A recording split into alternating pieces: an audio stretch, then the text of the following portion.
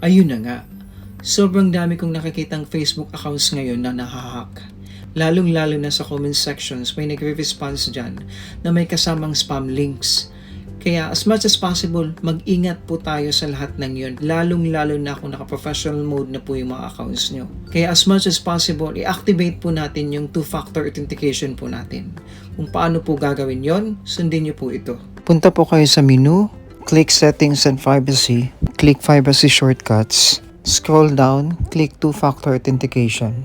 Tapos may tatlong method po ng security. It could be authentication app, text message, or security. For pinili ko po yung authentication app which requires Google Authenticator. Kailangan nyo pong i-download yun.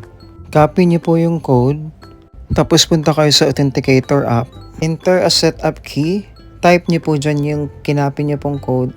Tapos type nyo po yung name ng Facebook nyo dyan sa account.